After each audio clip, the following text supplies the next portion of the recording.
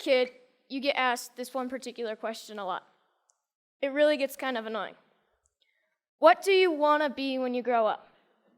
Now, adults are hoping for answers like, I want to be an astronaut, or I want to be a neurosurgeon. You adults and your imaginations. Kids, they're most likely to answer with pro skateboarder, surfer, or Minecraft player. I asked my little brother and he said, seriously, dude, I'm 10. I have no idea. Probably a pro skier. Let's go get some ice cream. See, us kids are going to answer with something we're stoked on, what we think is cool, what we have experience with, and that's typically the opposite of what adults want to hear. But if you ask a little kid, sometimes you'll get the best answer. Something so simple, so obvious, and really profound. When I grow up, I want to be happy. For me, when I grow up, I want to continue to be happy, like I am now. I'm stoked to be here at TEDx. I've been watching TED videos for as long as I can remember, but I never thought I'd make it on stage here so soon. I just became a teenager, and like most teenage boys, I spend most of my time wondering, how did my room get so messy all on its own? Did I take a shower today? And the most perplexing of all, how do I get girls to like me? Neuroscientists say that the teenage brain's pretty weird.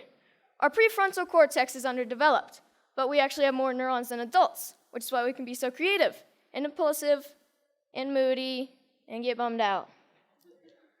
But what bums me out is to know that a lot of kids today are just wishing to be happy, to be healthy, to be safe, not bullied, and be loved for who they are. So it seems to me when adults say, what do you want to be when you grow up? They just assume that you'll automatically be happy and healthy. But maybe that's not the case. Go to school, go to college, get a job, get married, boom. Then you'll be happy, right?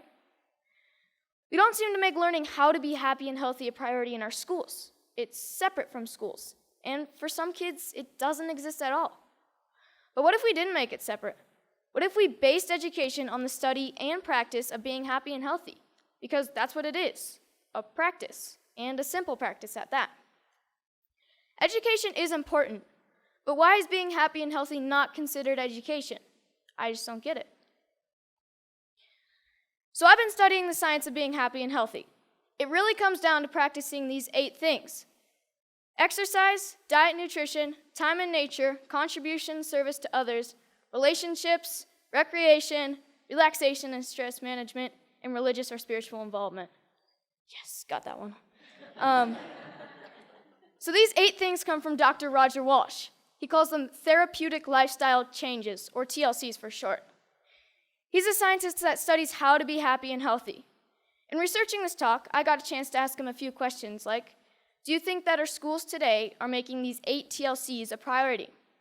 His response was no surprise. It was essentially no. But he did say that many people do try to get this kind of education outside of the traditional arena, through reading and practices such as meditation or yoga. But what I thought was his best response was that much of education is oriented, for better or worse, towards making a living rather than making a life. In 2006, Sir Ken Robinson gave the most popular TED Talk of all time, Schools Kill Creativity. His message is that creativity is as important as literacy, and we should treat it with the same status. A lot of parents watch those videos. Some of those parents, like mine, counted it as one of the reasons they felt confident to pull their kids from traditional school, to try something different. I realize I'm part of this small but growing revolution of kids who are going about their education differently. And you know what? It freaks a lot of people out. Even though I was only 9 when my parents pulled me out of the school system, I can still remember my mom being in tears when some of her friends told her she was crazy and it was a stupid idea. Looking back, I'm thankful she didn't cave to peer pressure, and I think she is too.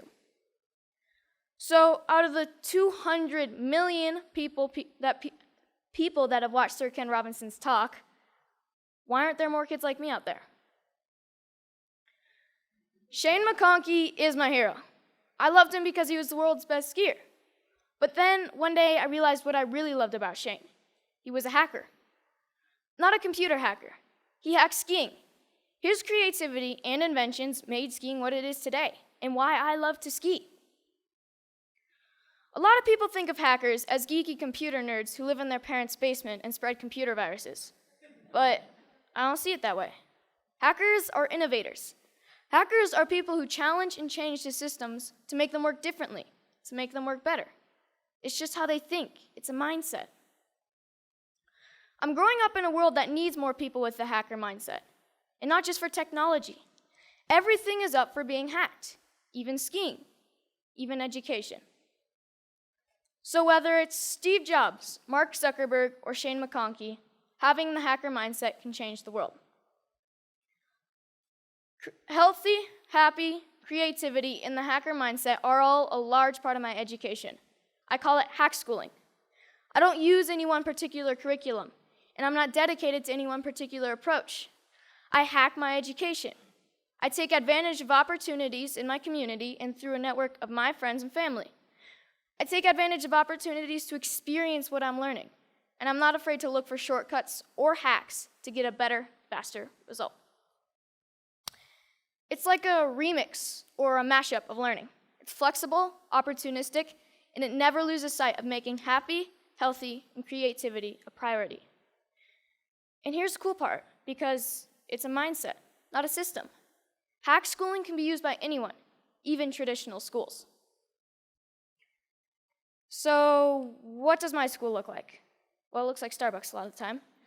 But like most kids, I study a lot of math, science, history, and writing. I didn't used to like to write because my teachers made me write about butterflies and rainbows, and I wanted to write about skiing. It was a relief when my good friend's mom started the Squaw Valley Kids Institute, where I got to write through my experiences and my interests, while connecting with great speakers from around the nation, and that sparked my love of writing.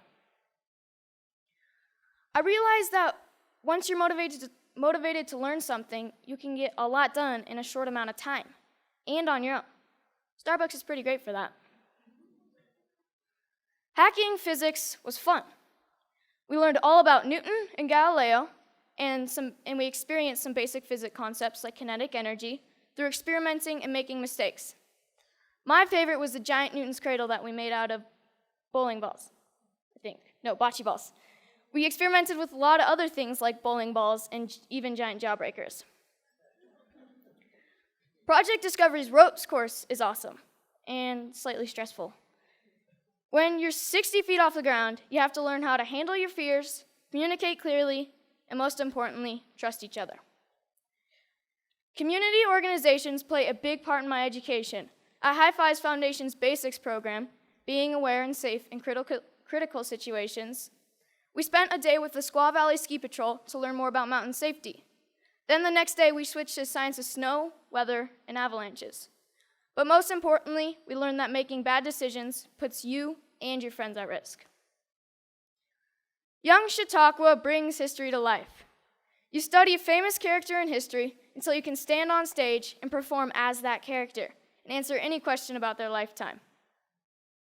In this photo, you see Al Capone and Bob Marley getting grilled with questions at the historical Piper's Opera House in Virginia City, the same stage where Harry Houdini got his start. Time in nature is really important to me. It's calm, quiet, and I get to just log out of reality. I spend 1 day a week outside all day. At my Foxwalker classes, our goal is to be able to survive in the wilderness with just a knife. We learn to listen to nature. We learn to sense our surroundings. And I've gained a spiritual connection to nature that I never knew existed. But the best part is that we get to make spears, bows and arrows, fires with just a bow drill, and survival shelters for the snowy nights when we camp out. Hanging out at the Moment Factory, where they hand make skis and design clothes, has really inspired me to one day have my own business. The guys at the factory have showed me why I need to be good at math, be creative, and get good at sewing. So I got an internship at Big Truck Brand to get better at design and sewing. Between fetching lunch, scrubbing toilets, and breaking their vacuum cleaner, I'm getting to contribute to clothing design, customizing hats, and selling them. The people who work there are happy, healthy, creative, and stoked to be doing what they're doing. This is by far my favorite class. So this is where I'm really happy, powder days.